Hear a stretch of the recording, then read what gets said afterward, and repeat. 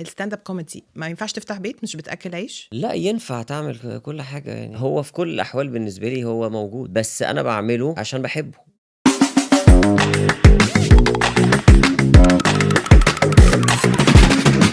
حبايبنا على يوتيوب I think ان انتوا لازم تعملوا سبسكرايب، بس هي الفكره ان دي مش جملتي، دي جمله اللي قاعد قدامي، هو اللي بيبتدي يتكلم كده، فاعتقد انت لازم تقول لهم يعملوا سبسكرايب مش انا.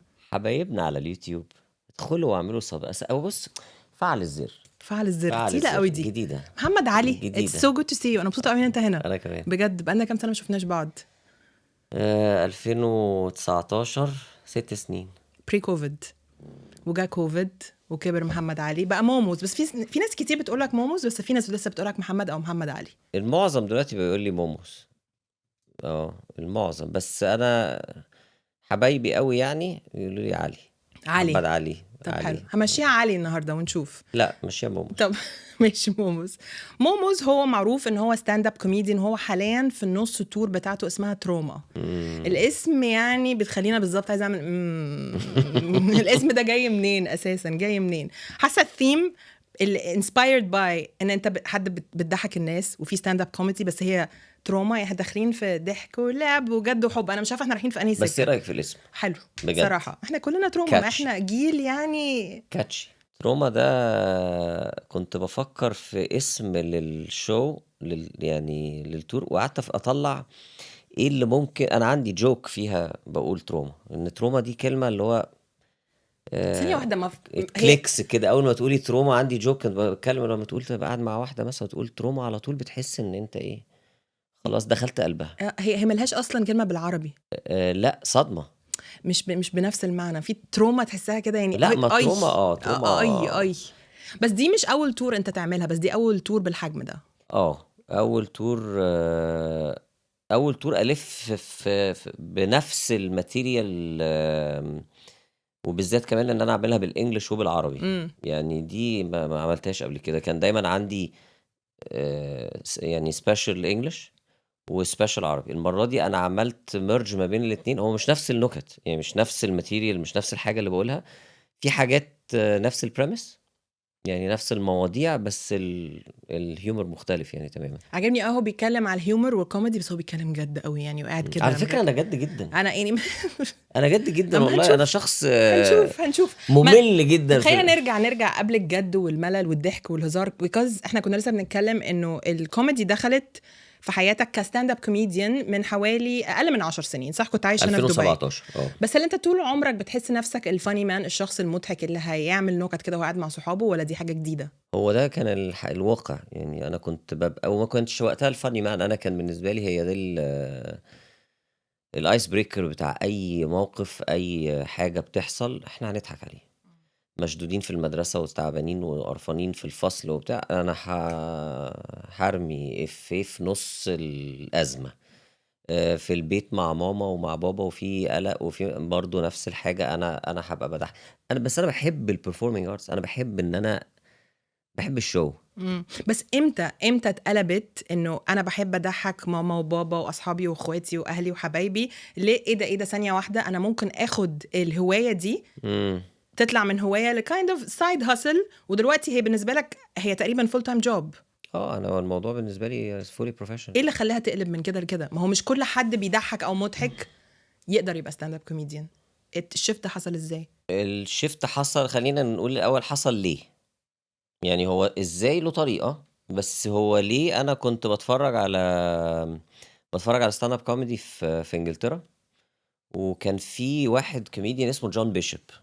عنده اكسنت اللي هو بصي من بشع من ليفربول حاجه. بس انا كان عاجبني جدا البروفايل بتاعه. شكله كويس، يعني شكله تحسي اللي هو راجل ينفع عادي موديل اعلانات، وبيشتغل سيلز اكزيكتيف في فارماسيوتيكال كومباني، وبدأ يعمل موضوع ستاند اب كوميدي ده، ومشيت الدنيا معاه and he boomed في انجلترا. فحسيت انه طب ما هو مش لازم الواحد بتاع الستاند اب كوميدي. كان دايما يعني الانطباع ان الناس دي يعني اللي هو ايه، خفيف كده، يا هنا يا هناك، ولا اسمها ايه الكلمه اللي هم كده يعني رجوزات، اي كلام. مثلا. فلا جون بيشوب كان حاجه اللي هو حسيت انه، لان انا برضو بحس ان انا البروفايل بتاعي وشكلي حتى مش بيضحك. يعني انا لما الناس بتشوفني او بيشتغلوا معايا ليه هو انت ده بجد اللي بيضحك؟ طب الوش ده ليه لابسه لنا كده؟ انا وشي مش وش بيضحك يعني. ف... فعجبني ان انا طب ما ممكن. بس ورحت اشتريت كتاب وبتاع، وقعدت انا اكاديمي جدا وبعمل كل حاجه فيري ميثوديكال ان انا هعمل حاجه كده، وما عملتش بالكتاب ده ولا حاجه يعني. واضح قريت انه اكاديمي جدا. 10 صفحات ورحت سايب الكتاب ولا عملت بيه اي حاجه لغايه لما جيت دبي. مم. ورحت كان اول مره في حياتي انا كنت بتفرج على ستاند اب كوميدي في التلفزيون عادي كده، اللي هو بيطلع لايف ات دي ابولو. ورحت لايف كوميدي شو في دبي، وكان حلو جدا يعني. مش بقى اللي هو طالعين برضو اللي هو لوكال كوميديانز بيستظرفوا ومش عارف ايه، لا كان حاجه. اصلا كجمهور بتحس ان لو الكوميديان اللي طالع واقف قدامك على خشبه المسرح ده كاتب وشغال على الماتيريال بتاعه، لا احنا بنحس حتى لو هو بيمبروفايز شويه بتبقى حاسس في شغل. فام جاسينج انت شفت حاجه عامله كده. انا عجبني جدا. كانت كان كواليتي مين؟ واحد اسمه سيميون جودسون. اوكي لا سيم هو مش موجود في دبي دلوقتي يعني. وكان معاه لاين اب يعني، هو كان الهوست وكان لاين اب بتاع كوميديانز وانبسطت جدا في الموضوع، وقلت انا هعمل الموضوع ده يعني خلاص. ما اعرفش بقى كانت لحظة شجاعة ولا كان ايه، ورحت كلمته قلت له بقول لك ايه، انا عايز اعمل الموضوع ده. هو طبعا قال لك ماشي خد رقم تليفوني، ده ولا هيجي ولا هيعمل ولا هيبتاع. رحت مكلمه في التليفون، وبعد كده قابلته قال لي بص روح اعمل ورك شوبس 6 اسابيع، وبعد ما تخلص الورك شوب هتيجي تعمل برضه. هو عمال بيوزعني بس اللي هو عملت الورك شوب؟ عملت الورك شوب. عملت الورك شوب و6 اسابيع وخلصت وطلعت على المسرح امتى اول بقى؟ مره ده كان في امتى؟ 2018. بتهيالي كان على شهر مثلا ديسمبر 2018. اوصف لي الاحساس كده، انت طالع على المسرح لاول مره في حياتك لوحدك. كنت بحسها اللحظه دي فيها رهبه جامده جدا. انت مش طالع تقدم حاجه او طالع مثلا تقول حاجه، انت طالع تجس نبض الناس اللي قدامك. اول دقيقتين 3 كانوا عاملين ازاي؟ اول دقيقتين 3 بيبقى عامل بالظبط زي ازاي اشرحها لك ازاي؟ عارفه لما بيحصل البتاع ده، المطبات الهوائيه في الطياره، عارفه الاحساس الحاجة بتاع ايوه دي. ده هو بيحصل كده. او مش اول دقيقتين، لا هي اول لغايه اول ضحكه. اول ضحكه خلاص على المسرح، ادرينالين كيكس ان، خلاص انت بعد كده طير الجمهور ده بقى. بتاعك. يعني حرفيا انا لو عملت اي حاجه، انا لو طلعت بس طبعا الموضوع ده مع الخبره يعني. اول فتره كان حتى بعد اول ضحكه وتاني ضحكه بيقل طبعا التوتر، بس كانوا بيضحكوا من اول شو بجد. يعني انا كان معروف عني في دبي في الكوميدي كوميونيتي، اللي انا على فكره انا بداتها، انا جايبها من تحت بقى قوي في دبي يعني. ما كانش فيه غير سيم بيعمل شو، وفي دوبوميدي بيعملوا الجراديويشن شوز بتاعتهم، الشو كيس، اللي هو الناس اللي بياخدوا الورك شوبس معاهم بيعملوا لهم العروض يعني وكده، كل فتره ما يخلصوا الراوند اوف ذا ورك شوبس. وكان في يلا لافس بيعملوا في ابو ظبي. فستيج تايم ده كان حاجه نادره جدا ان انا عشان اعرف اطلع اعمل مسرح. فبدات ان انا انظم شوز. فانا كنت عملت بقى موموس لافس، انه ده وكان عندي مثلا 3-4 فينيوز بنظم فيهم ستاند اب كوميدي شوز، واجيب انا الكوميديانز وبتاع. فبادئ الموضوع. بس كان معروف عني في الكوميدي كوميونتي انه هيز ذا كوميديان هو نيفر بومز. يعني نيفر بومز بالعربي يعني ما عمره ما هي هيفضل ماسك الجمهور بيضحك معاه يعني. يعني مش هيخيش بمعنى اصح يعني. عايزه الترجمه الحرفيه، بس اللي مش حرفيه اللي هو نفس التعبير كل مره. حصلت لي مرتين. ما ضحكوش؟ مره ضحكوا شويه وبعد كده وقف الموضوع. كنت بقى مش يعني كان وده كان حاجه تانية اتعلمتها. ما دي بقى بتتعلمي من المواقف دي ازاي تتعامل. كان حاجه اسمها جونج شو، بتروح والجمهور ممكن يمشيك من على المسرح ليك 5 دقايق. لو خلصت ال5 دقايق هتوصل للفوت اللي في الاخر. ثرو اوت ال5 دقايق انت ممكن الناس يرفعوا كان اسمه بيت كامل. بيرفع كل واحد معاه جمل كده، في 2-3 معاهم مدين لهم الجمل ده. لو رفعوه في الهوا 2 خلاص انت بره. رفعوه لك؟ انا طلعت من دبي لابو ظبي عشان اعمل الشو ده دقيقتين كنت بره المسرح. قلت ايه اللي لا معجب؟ لا لا لا هو على فكرة نفس الماتيريال بتاعتي، بس الفرق في ايه؟ بقول لك ده اللي اتعلمته، الفورمات مختلف. لما بتبقى في حاجة زي كده ما عندكش وقت ان انت تقعد تحكي القصة. الناس عايزين في حاجة في الكوميدي يسميها laughs per minute، زي الار بي ام كده. لا it's laughs per minute، الناس هتضحك كام مرة كل دقيقة. طب احساسك كان ايه لما طلع لك الجمل؟ بصي اللحظة دي انت بتبقي يعني اولا ما اتمناهاش لاي حد، او ممكن اتمناها بس مثلا لنتنياهو، يعني فاهم اللي هو اتمناها لحد توجعه. عايزه اذيه، يعني فاهم، تتمني ان انت عايزه تحفري الارض وتدفني جوه. بشع. حصلت لي مرتين، دي مره دي اللي حصلت لي مره دي، ومن بعدها هي دي بقى اللي اتعلمت منها، اللي طلعت بعد عليا انه هي نيفر بومز، لان خلاص انا بالنسبه لي اللي هو انا فكيت الشفره بتاعت الموضوع، اللي هو ايه، هتقرا اللي اللافس per قدامك على minute. طول. laughs per minute. سو انت بيفرق معاك؟ انا مش هسيبك تفكر. correct me if I'm wrong، في laughs per minute اللي هو كده خفيفه، ولا اللي هو بالراحه وبعدين كهكهه جامده قوي؟ ما هو كل let's call it reaction. اوكي. في هتسمع صوت كل يعني ممكن جيجل، ممكن ضحكه، بس لازم يبقى كلمتين وفي فيدباك. ده laughs per minute، مش لازم تبقى كل اللافس per minute اللي هو ضحك الناس بتقع من على الكرسي يعني، بس لازم يبقى في ريسبونس عشانك انت. unless لما بتوصل بقى المرحله ان خلاص الناس، يعني انا بقولك انا دلوقتي لو طلعت على المسرح ممكن اطلع واتكلم واقول الاوبننج جوكس بتاعتي وبتاع والناس بتضحك، ولو قعدت ساكت لمده دقيقه الناس هتفضل لسه معايا. بس ده بتاخديه بخبره بقى، انه انا ازاي بستخدم بكل التولز بتاعتي. انا مش طالع بس بتكلم، انا بتكلم وباكت اوت وبدي نظره وبدي امبريشن وممكن ابقى مثبت ده معايا، مستنين ان انا هرجع اتكلم معاه وانا بتكلم مع حد تاني خالص، بس هو لسه قاعد مستني الكامباك بتاعه. علم، هو علم، هي كوميونيكيشن. بس هقول لك ليه ايه اللي خلاني اسال كده. انا من النوع اللي دايما لما ببقى قاعده في شو بالذات كوميدي ما اعرفش ليه بحط نفسي مكان الستاند اب كوميديان، لانه يمكن انا عشان انا مثلا في دومين شغلي اللي هو انت نفسك تعمليها يا ما اعتقدش انت نفسك تعمليها، ما اعتقدش انت نفسك تعمليها، بس انا ما اتمنالكيش برضه ان انا يحصل لك كده. كحد في الصحافه انا طالعه انا هقول اللي عندي، بس انا مش فارق معايا رياكشن الناس، انا فارق معايا ان المعلومه توصل لهم. لو المعلومه وصلت وانا ما اتلجلجتش يبقى انا كده كسبت. انا مش فارق معايا ان هو يضحك او يبتسم، فاهمني؟ فلما ببص للستاند اب كوميديان لو انا مكانه انا لازم ابص للناس كلها واتاكد مش بس عاملين اي كونتاكت كمان بيضحكوا، هاو ستريسفul. لما اكون انا قاعده بتفرج على ستاند اب كوميديان عارفه انا بعمل ايه؟ انا بتفرج على الناس اللي هو انتوا بتعملوا انتوا كويسين، انتوا بتضحكوا ولا انا بس؟ انت بتتعاطفي معاه. ما اعرفش مش عايزاك تتحط في الموقف ده. انا مش عايز انا مش عايزك بالظبط، مش عايزك تتحط مش عايزك تحرج. بس لاحظت حاجه قبل ما تكملي، لاحظت حاجه، لانه اخر كوميدي شو وكنت بفكر كده قبل ما اجي اقعد اتكلم معاك النهارده، هو اخر حد شفته كوميديان كان مين؟ كان راسل بيترز.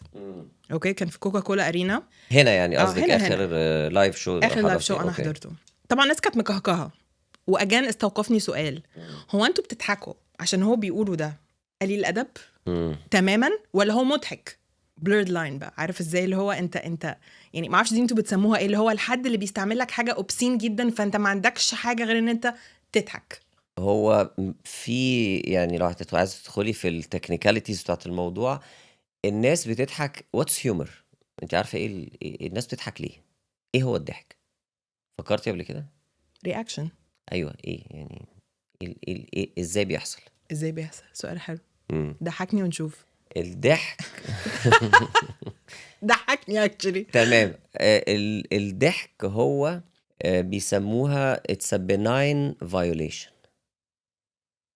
لو النهارده انا جبتلك برانك، الناس بتضحك على البرانك صح؟ جبتلك واحد نزل من على السلم وقام بيعدل هدومه وبتاع، انت هتضحكي صح؟ اصلا لو واحد وقع بجد هتضحك عليه بالظبط. بس لو وقع وراسه اتفتحت لا مش هتضحكي.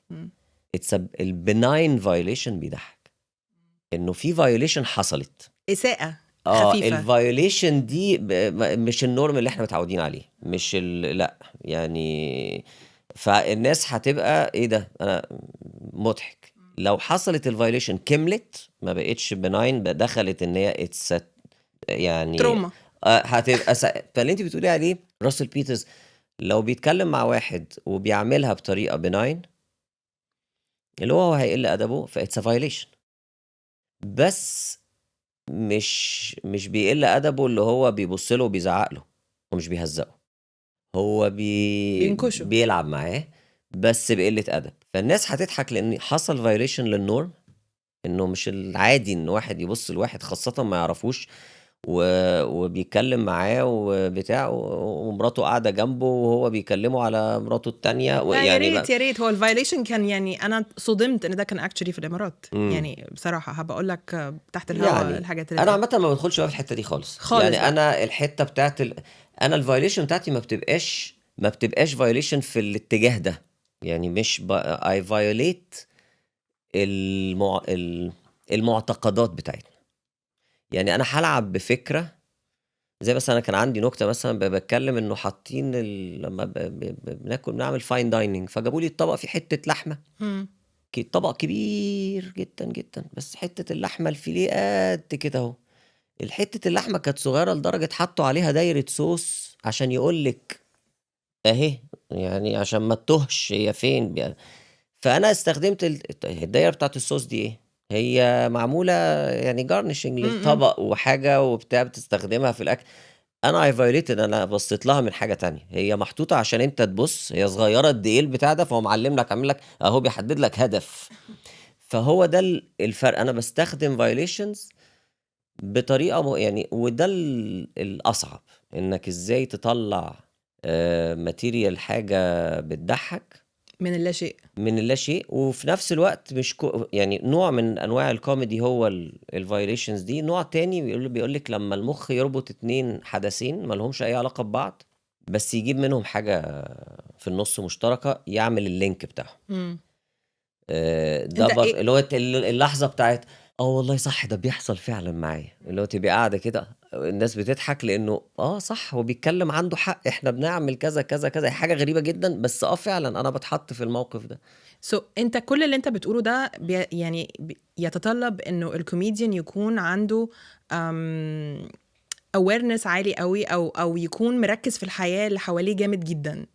تفتكر ان الكوميديانز لازم يكونوا هم انت بني ادم تكون شارب اوبزرفر، ولا دي حاجه انت بتتعلمها مثلا من خلال الورك شوبس بتاعتك اللي هو لا ده انا لازم لو عايز اعمل نكته اركز حواليا الناس بتبيهيف ازاي؟ هل انت كنت محمد علي كده من الناس المركزه قوي؟ بس زاد طبعا اضعاف بكتير.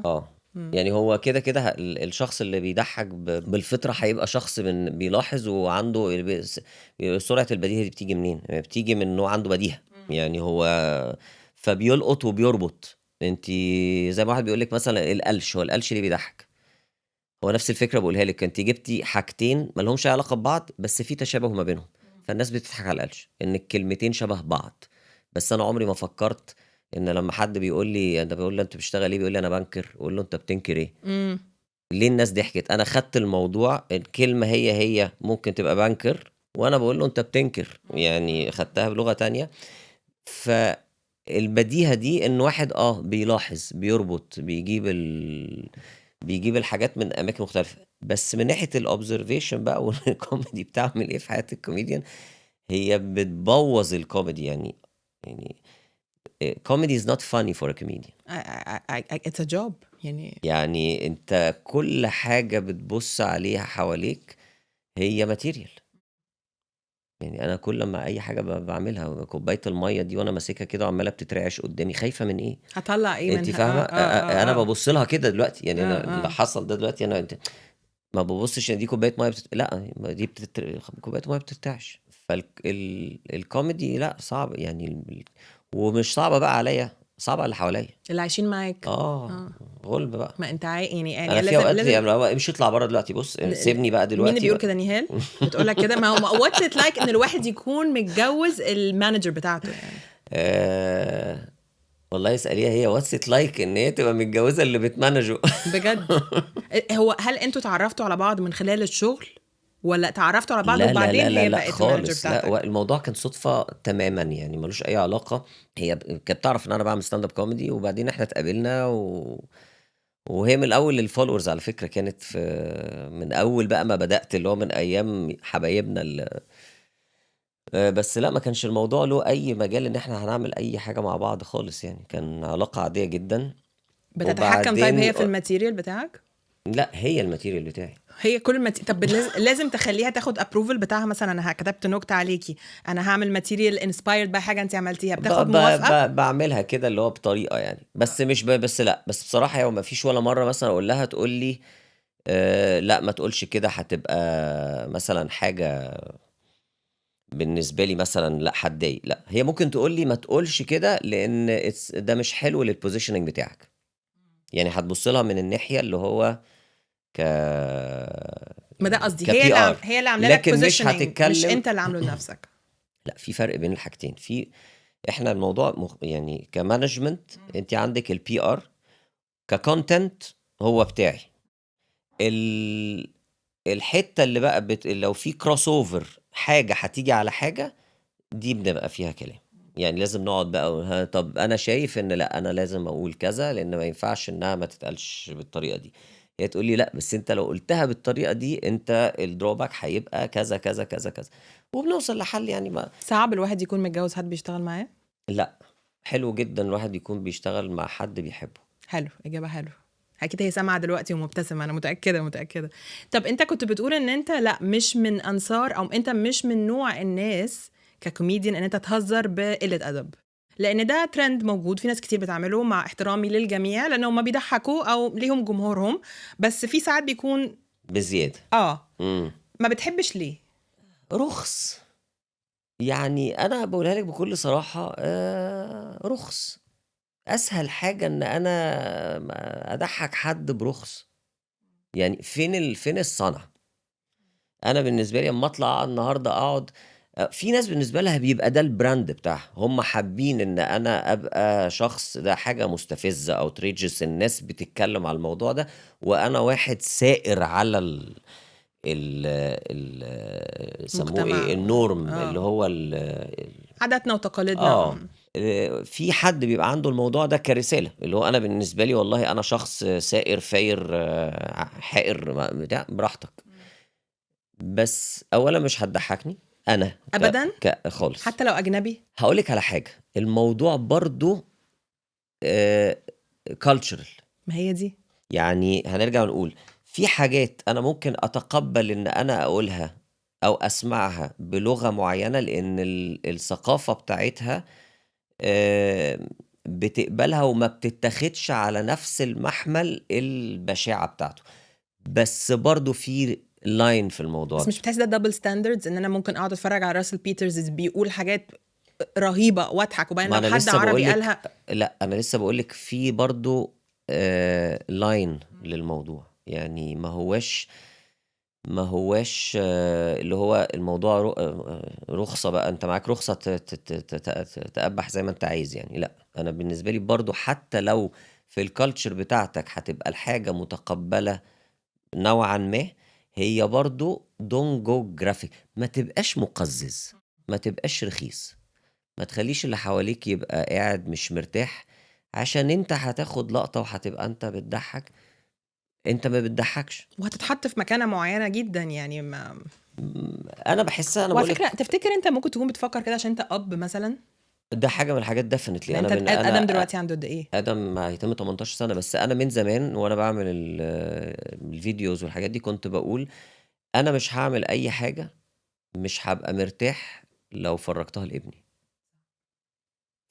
وعلى فكرة مش هقولك ان انا ما غلطتش في الكارير بتاعي، حصل حاجات بس انا من الناس اللي بتسمع. يعني انا مرة حطيت فيديو وكان في تجاوز شوية، كان ماتيريال عملتها على المسرح وكانت فيها سنة من يعني حاجة برضو ايه الموضوع مثلا؟ مش هقارن لك، كان حاجة وورد بلاي، يعني بتكلم بلعب بالكلام معين، بس الكلام ممكن يدي إيحاء ممكن يتفهم بطريقتين. اوكي. خلاص، وكان معمول بذكاء برضو، انا مش هكررها يعني، بس يعني كان معمول بطريقة فيها برضو، لان في ناس لما انا شلت الموضوع ده قالوا لي طب ليه، دي فعلا كليفر جدا. قلت لهم بصوا، واحد بعت لي قال لي انت حطيت الفيديو ده حط كومنت قال ايه القرف ده او حاجه كده، وانا لما حد بيكتب لي كومنت بالطريقه دي بدخل برد عليه. مش بهاجم، بس برد من نفس انت هتدي قله ادب، مش هقل ادبي، بس هسخر منك شويه، هحسسك ان انت كنت قليل في الرد بتاعك. فدخلت قلت له ليه انت متضايق من ايه؟ فين اللي انا قلته غلط؟ انت مش بتعمل كذا كذا كذا كذا. كنت بستهبل بمعنى اصح يعني. رد عليا بشياكه جدا، قال لي انا اللي انت قلته كذا كذا كذا، بس انا مش مرتاح ان اولادي. اول ما قال لي اولادي دي رحت بعت له مسج، قلت له انت رديت عليا رد محترم، و... وانا وكان رده انه انت بتقول ده على المسرح، السوشيال ميديا ما لهاش فلتر. لو ولادي جم سالوني الناس دي بتضحك على ايه، هقول لهم ايه؟ الجمله دي علمت فيا جدا، انه ممكن فعلا انا ابني يجي يقول لي انا بحط الراجل ده في موقف انا مش عايز اتحط فيه. بس القصه دي على فكره في منها كذا حاجه. شلت الفيديو. القصه دي في منها كذا مغزى. اول حاجه بحترمك جدا ان انت رديت بمنتهى الاحترام على حد ممكن يكون كان يعني جاي يتريق عليك او يبقى هو تجاوز، قال لي ايه القرف ده. ما اعرفش لو انت دايما بتسيب الكومنتس او بترد ولا لا، بس يعني واضح انت اتعلمت حاجه منه وشلتها. اللي عايزه اقوله هنا انه انا بقى شخصيا اتعلمت ايه. اول حاجه انه الكونتنت بتاع الكوميديان على المسرح غير الانترنت. مظبوط. وان لازم يكون في انه في اكيد في ناس هتفضل تسخر منك دايما ومش عاجبها اللي انت بتقوله دايما، بس ان انت تفكر فعلا دي حاجه هتحطك في حته معينه فوريفر، اخليها ولا اشيلها. وايميديتلي انت بتقول انت غلطت كتير في الكارير بتاعك، بس من غير الغلطات دي ما كنتش وصلت. كتير. ماشي شويه صغيرين. لا بليز لو سمحتي اي نيفر بوم. لا اي مين في ما احنا هنتعلم ازاي من غير الهيكوبس لا انا دي. فاهم هم دول لا طبعا اللي وصلوك في حاجات للحته دي. في بصي حاجات كده كانت بتبقى اللي هو مفترق طرق، اللي هو زي بقولك اليوم بتاع لما طلعت ابو ظبي ده كانت حاجه علمت. الكومنت اللي الراجل ده قاله لي وبشكره يعني ان هو عمل الموضوع ده فرق معايا، لان احنا في زمن كمان كانسل كلتشر. انت لو غلطت غلطه والناس قلبت عليك خلاص اكس، مين هيجيب ومين بس على فكره انا ما عملتهاش عشان الناس هتغضب عليا على فكره. يعني انا الدرايف بتاعي انا عندي حته من جوايا وبتسأل السؤال ده كتير، طب انت ليه مش بتعمل الموضوع؟ انا اتربيت كده، انا كنت بضحك وانا مؤدب وانا انا محترم يا جماعه يعني انا شخص محترم يا جماعه. بس على فكره انت عارف انا بالنسبه لي انت ايه من يعني واحنا صغيرين كده، هو محمد علي عباره عن ايه؟ عن شخص بيلعب جولف فقط. فانت حاليا انا speaking of اسكندريه بقى وبتاع، ده شخص كان بيلعب جولف وبعدين بقى بيشتغل بني ادم محترم وما زال محترم جدا على فكره، لستاند اب كوميديان. بس ان احنا شايفينك ستاند اب كوميديان بس، انا فوجئت ان انت لسه عندك شغل تاني. هل ده لانه الستاند اب كوميدي ما ينفعش تفتح بيت مش بتاكل عيش؟ لا ينفع تعمل كل حاجه يعني. انا يعني انا تعبت في الحاجتين وبحب الاتنين. يعني طالما مفيش واحده بتيجي على التانية انا بالنسبه لي لو مضطر تنقي واحده فيهم حالا هتنقي مين؟ مش حاسس ان انا هبقى مضطر. جاوب على السؤال يا محمد يا علي. ما انا بتكلم بجد لا يعني مضطر في سبب ما، نهايه العالم وانت لازم تنقي واحده، ستاند اب كوميدي ولا اكيد هبقى مفيد للناس اكتر ان انا اشربهم ميه من ان انا اضحكهم يعني. سو انت بتعمل ايه دلوقتي؟ انا شرب الميه. انا ما استشاري في هندسه الميه حمايه البيئه، يعني شغلي كله بجد مش لاقي عليه خالص. دي كل اللي جاي في دبي ده كله ده شغل تبعي. طب لو السوشيال ميديا اتلغت النهارده والكوميدي ده اختفى، هل يعني can you move on without it، ولا حاسس لا ده هيبقى جزء من حياتي ما اقدرش اتخلى عنه؟ هو في كل الاحوال بالنسبه لي هو موجود، يعني هو مش لازم يبقى مصدر. على فكره انا يعني انا مش من الناس اللي بتعمل الموضوع ده عشان انا ده مصدر رزقي وان انا مش لا بس شغل. بس انا بعمله عشان بحبه. يعني انا صرفت على الموضوع ده كتير جدا، ومش بتكلم بقى صرفت عليه فلوس، صرفت عليه وقت. انا وقتي غالي. لا الوقت قد الفلوس طبعا. انا بقولها لك بكل صراحه صح؟ انا وقتي غالي. يعني انا شخص الريت بتاعي في اليونت اوف تايم عالي. يا بختي يعني ان هو جاي يقضي معاه فيعني شوفي بقى يا ايتن، فيعني شوفي بقى كده ايه يعني كلك نظر بقى وقته غالي ورفعني فكلك نظر. ايوه لا انا مش فالموضوع بسأل ده عليك انت، قصدي يعني سيبك من محمد علي لان انت بتحب الاثنين وشاطر في الاثنين وعارف تعمل بالانس في الاثنين يعني. بالظبط. يعني وانت ما بين جاجلينج حياه ما بين بلاد معينه وعندك عيله فاهم في مصر وفي لبنان. لا ليه لبنان جت منين؟ في مصر ودبي. لبنان. انا اللي في لبنان، انا اللي ايوه، في ايه اصل مصر لبنان مش دي؟ عارفه. والله مصر ابدا. كذب. ما مصر حصلش. مصر ودبي وانجلترا. قصدي هل ممكن يبقى في ستاند اب كوميديان عربي في الزمن اللي احنا فيه ده فاتح بيته بس من الكوميدي؟ في اوريدي على يقدروا فكره في كوميديانز It's فاتحين sustainable بيتهم من الموضوع لانه ده، وعلى فكره انا ممكن اعمل ده. يعني انا حاليا ما عنديش مانع ان انا اعمل ده، وممكن في وقت من الاوقات اقول انا خلاص انا مش عايز اعمل الموضوع بتاع شغل ان انا يعني عشان ارجع لك على النقطه اللي بتقولي انت لو اضطريت. هو انا ممكن اضطر ان انا ما بقاش بشتغل. يعني انا حاليا بقول لك انا ماسك جنوب انجلترا في شركه استشارات هندسيه، بعمل مشاريع كتير وبتاع. فانا شغال في شركه كوربريت، فانا ممكن اقرر ان انا حالات جوه من الفورمات بتاعت الكوربريت، بس انا ممكن اعمل الشغل ده يبقى شغل بتاعي خاص، واعلم فريق يشتغل الشغل ده، ويبقى لسه عندي يد ان انا بمانج الحاجه اللي انا بفهم فيها في المجال بتاع الميه. زي بالظبط لو انا قررت ان انا عايز اكمل في الميه، الفورمات بتاع الكوميدي ممكن هيختلف، مش لازم ان انا ببقى بعمل تور، بس هيبقى عندي كل شهر الشو بتاعي اللي انا هقرر انا هعمله فين بمزاجي، في المكان ده في المكان ده، واخد مراتي ونطلع نعمل الشو نتفسح ونرجع تاني. حاسه ان احنا بنتكلم على الميه كتير قوي النهارده. ما احلى حاجه شويه الميه. قلت لها بصي لسه خايفه بترتعش. لسه شويه بقول لها خايفه، شويه لسه قلت دي بتترعش. مصدر رزقي. لسه بتترعش يا ايتة، تخيل. ايه اكتر موضوع بيديك ماتيريال؟ هل هو البيت، العيله؟ يعني العيله وال والتقاليع. التقاليع اللي مش لايقه علينا. زي ايه بقى؟ التقاليع، يعني انا كنت بتكلم على اللي هو الست لما بتنفصل بتروح بديل الراجل عند الست دلوقتي بقى اليوجا مات، اللي هو خلص الراجل مشي، بتهتم بنفسها بقى. بس اول ما تشوف اليوجا مات طلعت في الانستجرام اعرف ان الراجل روح. ده الراجل كده ايه، خلاص مشي من عندنا، تمام، هيبقى في يوجا واسترتشات وبعدين رحلة للهند وتمام كده الدنيا. فالحاجات اللي هي ايه، بحس ان هي كليشيهات شوية، بس هي في نفس الوقت دخلت كده خاضت حياتنا. زي الماتشا. إيه، او الكيتو، فاهمة؟ اللي هو احنا كنا بناكل عادي فجأة بقى كيتو، يعني ليه؟ كانت بحب يعني اسف على او اتريق على الحاجات الكليشيهات اللي بتطلع دي، اللي هو الافتر بارتيز، الكومباوندز، مش عارفه في كده الديلي. بازورد. الحاجات دي بحب قوي ان انا عارفه ليه بقى بحب اتكلم فيها؟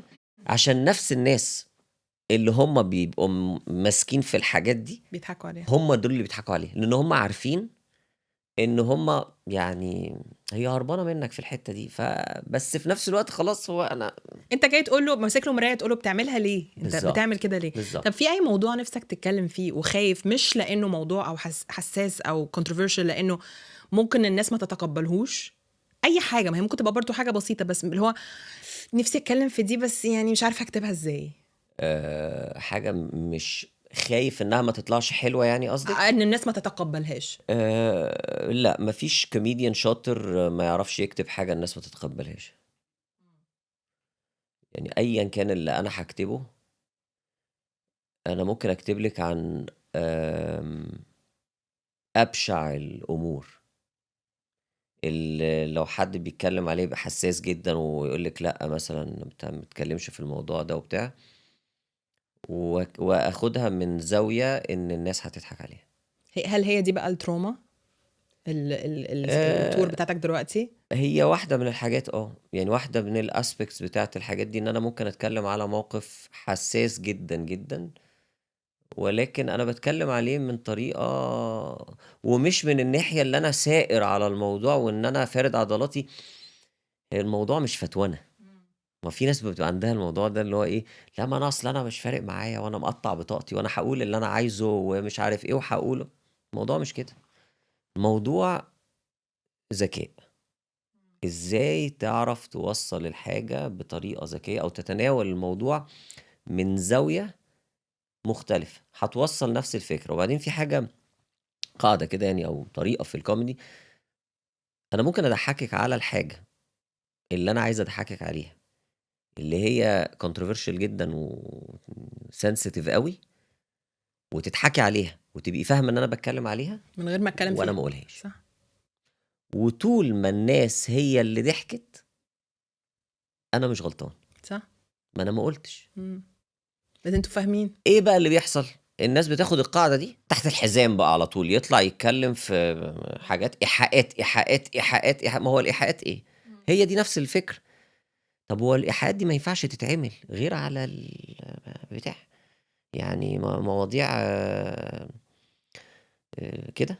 ما هو مش قادر ممكن حد يقولها، مش قادر حد يقول انا يعني فممكن بس هي تتعمل بتضحك، هي بتضحك برضو. امم كل حاجه ليها طريقه صح. ان لا هي انا بحترم ده تتعمل. فيك، ان انا حطيت نفسي في قالب معين، دي مش بالظبط. حتتي، مش بتاعتي بصوا يا خلاص. جماعه، انا وانا بقولها لاي حد في مش اي وقت، بتاعتي. انا الراجل، انا عارفه سهر الليالي، علي من الناس الكويسين، انا الكوميديان من الناس الكويسين. ماشي. يعني انا الراجل اللي انا راجل شيك، اه بحب الشياكه واحب اضحك الناس ودمي خفيف. هتكلم على حياتنا فانا من غير هعمل ما بطريقه اذيك. شياكه بالظبط. اه واللي اكشلي عاجبني هزود عليها حاجه كوميدي ليك انت واولادك. ايوه، دي مهمه جدا. اه دي مهمه جدا ان يبقى ان انا الاجيال، ده فعلا على فكره. انا عندي واحد صاحبي مره جالي قال لي محمد بص، وده فيدباك حصل كذا مره يعني، بس دي مره قال لي انا ابويا عمره ما بعت اي حاجه على الجروب وما يعرفش ان انت صاحبي. لقيته باعت الجروب بتاع العيله الفيديو بتاعك، كان وقتها وقت الفيديو بتاع الكوفيد مثلا، لما عملت الفيديو بتاع اللقاح وبتاع، احنا في عز الكوفيد وفي عز المش عارف ايه والناس بتموت والمش عارف ايه، وانا عملت فيديو بتكلم على انه احنا عندنا، ها يا فندم، عايزه لقاح ولا فحص؟ يعني حضرتك عايز البتاع بالظبط. وطب لا اصل، لا طب انت عايزه اصل لو كنت بتكلم على حاجه مش فاكر حتى كنت بتكلم على ايه، بس حاجه ما معناه يعني ان ده هيدي لك اجازه، فهترتاح من تاخد كام يوم اجازه من البيت ومش عارف ايه، والتاني هيعمل لك مش عارف ايه، بس ده اغلى من ده.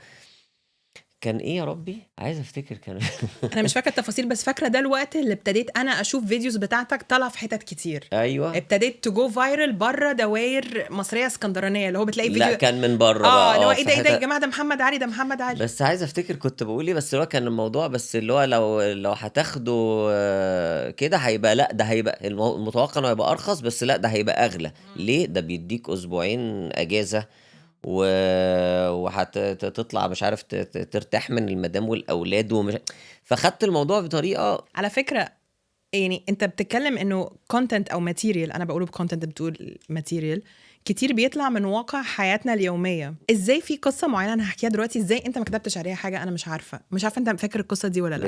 بتاعت عمان. يا جماعه بصوا بقى، انا هرجع عشان انا دي من احلى القصص اللي بحبها. كنا احنا جروب طالعين كامبينج في عمان، اوكي، وصلنا وسيت اب كامب وحطينا حاجاتنا، وانا جوزي واصحابنا يعني من النوع اللي بنحب نخيم بجد، يعني خيمه وعايشين وبتاع. وبعدين اما وصلنا اكتشفنا ان في حاجات كتير ناسيينها، وطلعت نكته اليوم ايه؟ محمد علي جاي. انا مش انت عارف القصه دي؟ فبقت في لسته محمد علي جاي بكره هنقوله يجيب لنا ايه، ولسته اغرب الاشياء عشان هو جاي من دبي يجيب لنا الحاجات دي. اعتقد في اللحظه انتوا كنتوا طالعين تعملوا ايه يعني؟ انا بالليسته اللي انا كنت جايب لها، اللي هو هات ميه يعني، انتوا طالعين تعملوا كامب وايبس. هات وايبس.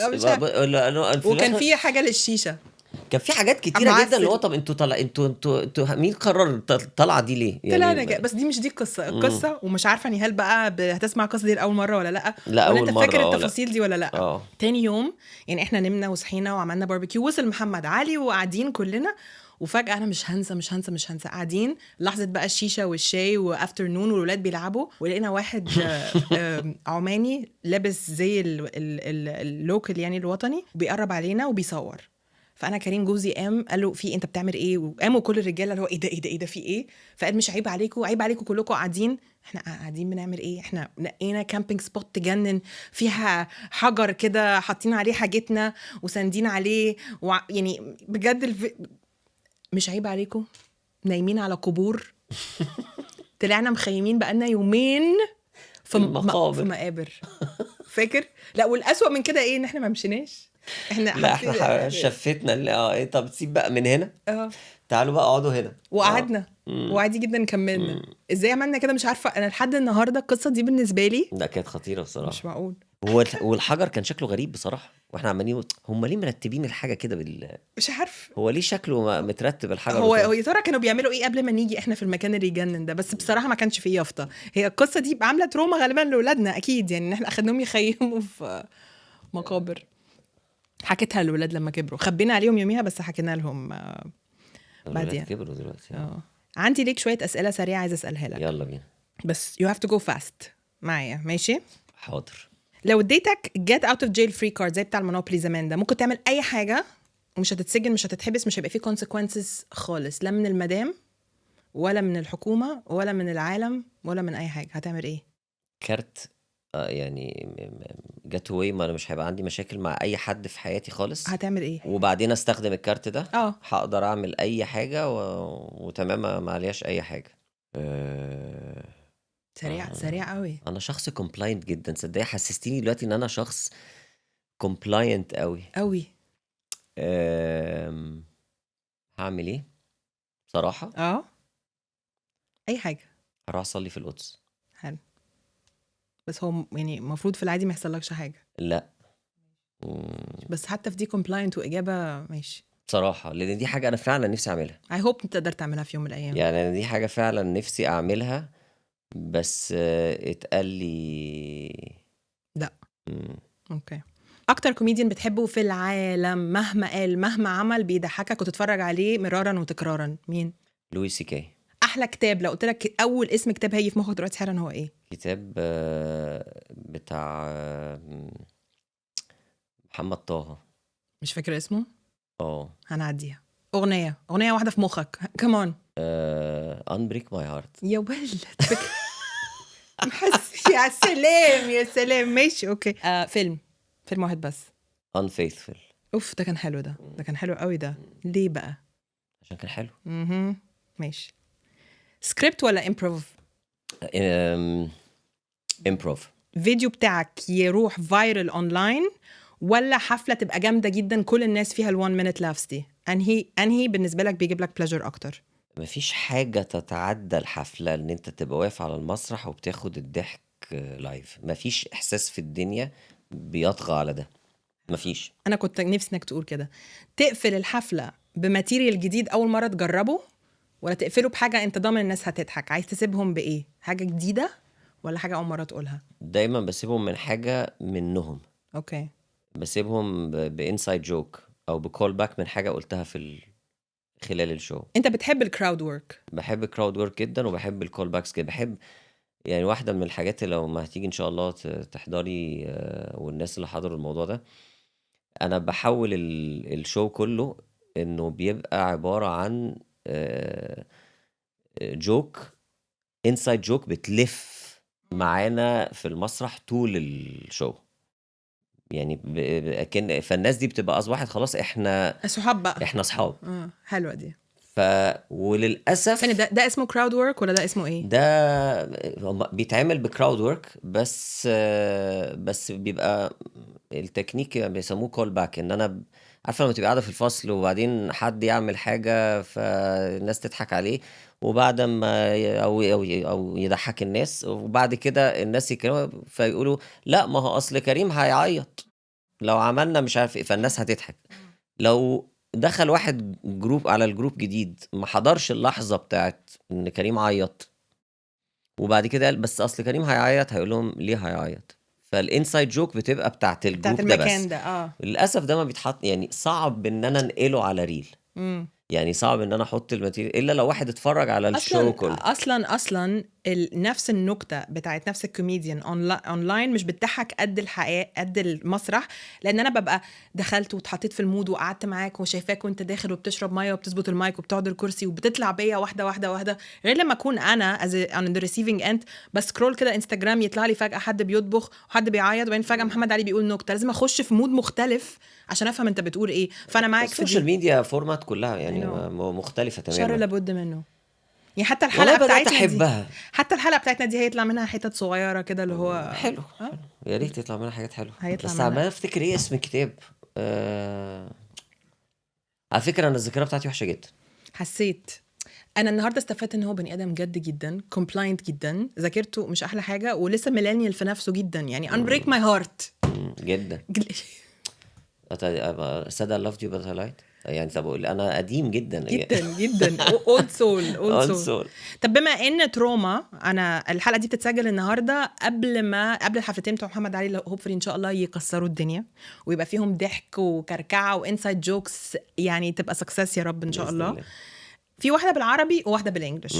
حقيقه انت الاتنين، بتحب؟ الإجابة لا الاتنين. لا اكيد في واحده اقرب لقلبك. والله العظيم الاتنين، بحب الاتنين جدا. وعلى فكرة انا بعمل الاتنين، يعني مش عايز اشكر في نفسي طبعا، بس انا بعمل الاتنين حلو قوي. بس انا شاطر قوي يا جماعه.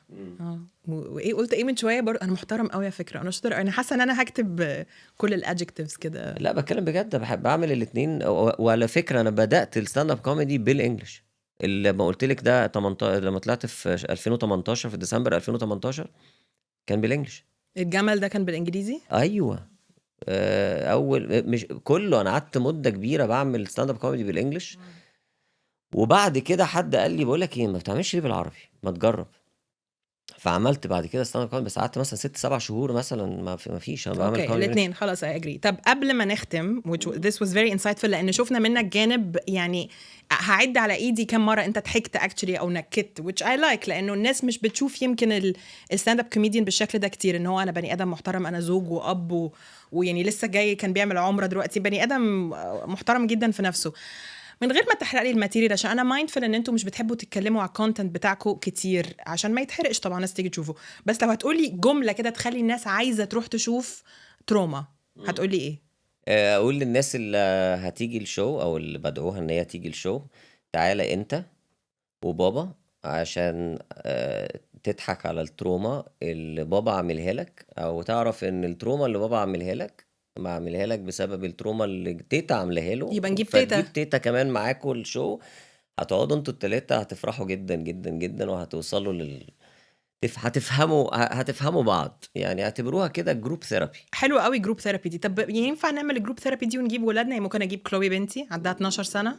12 سنة لا، هو 16 مينيمم 16. اوكي مش عشان حاجة، ما مش بقول أي حاجة فيها إسفاف ولا أي حاجة ما ينفعش تتقال، بس بيبقى في مواضيع نفسها مش مواضيع يتكلم فيها. هيبقى في أسئلة كتير، هو ده إيه، طب الكلمة دي معناها إيه، بس مش حاجة قلة أدب، بس مش لازم. مش للأطفال. بلس إن بتكلم مع الناس ما بيبقاش عندي كنترول، اللي هيرد يقول إيه. لو قال حاجة طبعا مش غير لائقة، أنا بعرف إن أنا أتعامل مع الموقف ساعتها، بس ما بحبش إن أنا آخد ريسك مع اولاد اقل من 16 لا سنه. مهم قوي. I think ده disclaimer مهم جدا، انه مش كل الكوميدي شوز مناسبه للاطفال، especially زي ما انت بتقول ان هيبقى في crowd interactions، فانت مش عارف الكلام ممكن يروح فين.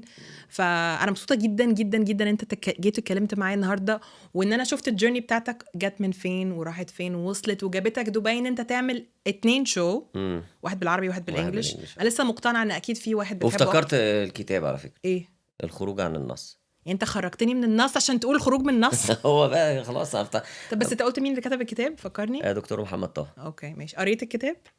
خطير بجد خطير. ماشي اوكي، لان انا قاعد ورك شوب ما خلصوش وكتاب ما قراهوش دعايه عملنا دعايه. ماشي حلو. لازم الواحد مش بينجح غير لما ينجح الناس على فكره. انا بيفرش معايا، وفي ناس ساعات تيجي تقول لي بقول لك ايه، انت ليه بتقول اسم مش عارف. بقول لهم يا جماعه محدش بياخد حاجه من طريق حد يعني. absolutely.